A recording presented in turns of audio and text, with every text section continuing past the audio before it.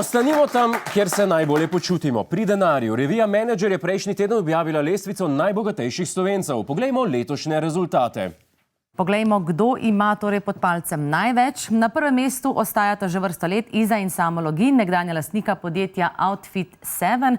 Vrednost njunega premoženja znaša 689 milijonov evrov. Na drugem mestu Sandi Češko, lastnik podjetja Studio Moderna. Njegovo premoženje ocenjujejo na 334 milijonov evrov.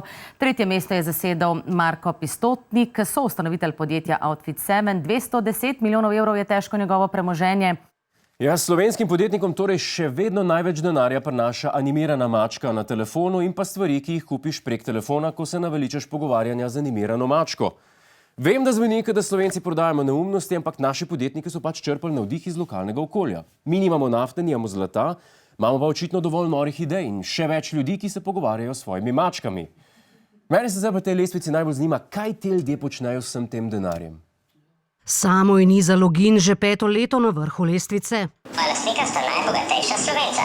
Po uspešni prodaji podjetja Outfit 7 leta 2016 za $1 milijardo objavita, da sta celotno kupnino prenesla na družinsko dobrodelno organizacijo. Ta se bo neprofitno ukvarjala z reševanjem globalnih okoljskih problemov.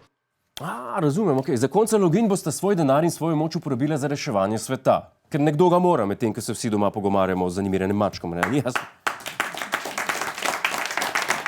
Naš predsednik Borut Pahor medtem razmišlja o življenju. Ob 100-letnici konca Prve svetovne vojne je obiskal Pariz, ob tem pa so ga obdajale naslednje globoke misli. Najlepše mesto je Pariz. Najbolj zanimivo mesto je New York. Živel bi v Barceloni. Srečen pa sem v Sloveniji. Naš predsednik res pove, kot je.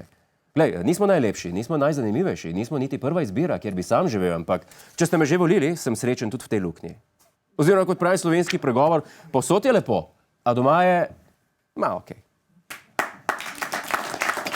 Prva dama Združenih držav Amerike Melania Trump, mater, še zmeraj zveni čuden, prva dama Amerike Melania Trump. Lažje bi rekel predsednik Evropske komisije Freddie Miller. To mi zveni manj bizarno.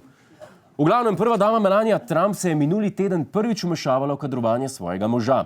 Zaradi spora glede sedežnega reda v letalu je Donald Trump na njeno zahtevo odpustil pomočnico hrvaških korenin Miro Rikardel.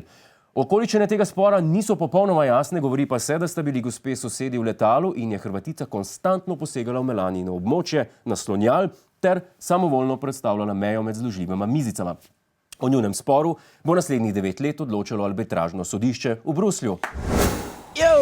To je naš YouTube kanal. Klikni na ta gumb in se naroči, da boš na tekočem. Polajkaj nas tudi na Facebooku in na Twitterju. Pa po pameti!